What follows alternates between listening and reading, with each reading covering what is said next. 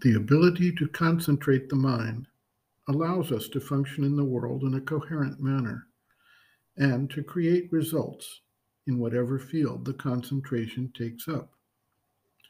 Without concentration, the mind would jump from one perception, one impression, one idea to another randomly and instantaneously as new impulses arise.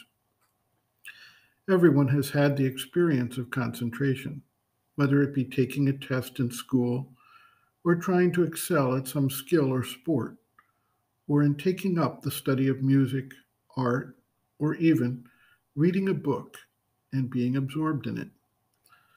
Sometimes we face a situation where we need to work through a series of steps or options, and a period of time elapses as we systematically try to sort out those choices and make the right decision. We can also experience concentration in playing games, with the strategic game of chess being one of the long standing fame and worldwide acclaim as one of the ultimate games that promote the ability of the mind to focus, concentrate, and exclude extraneous factors to achieve the result of checkmate. Of course, there are many forms of concentration that relate to specific ideas, thoughts, emotions, plans, feelings, or physical situations. More difficult for most people is a form of concentration that does not latch onto an external object and yet is not a dispersed or fragmented state of consciousness. Once the mind has been habituated to the practice of concentration, such as following a specific thought or idea through along its path, it becomes necessary for the seeker to shift the concentration inwards. The practices of Raja Yoga develop this into a science. Control of the breath, following and focusing on the breath, can become a first step in the process of detaching the concentration from an outer form.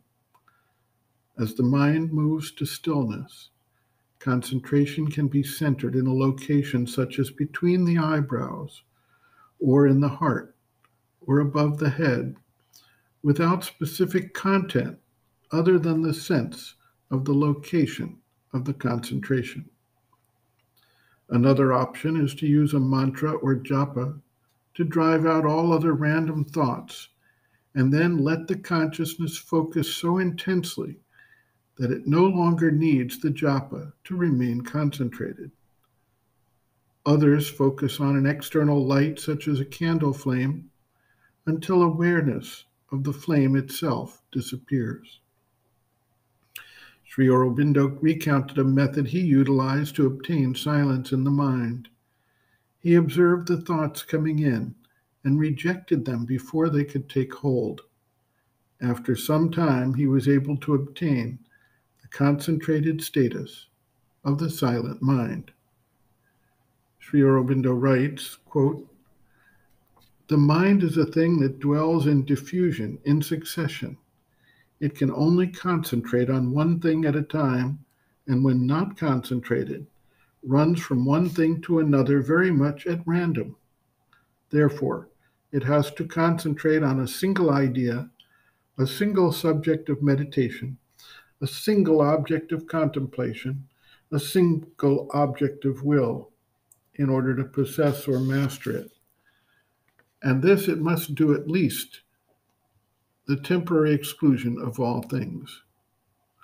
The first step in concentration must be always to accustom the discursive mind to a settled, unwavering pursuit of a single course of connected thought on a single subject, and this it must do undistracted by all lures and alien calls on its attention.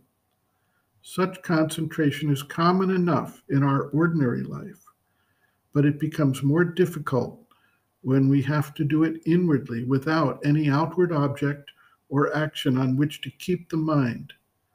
Yet this inward concentration is what the seeker of knowledge must effect." End quote.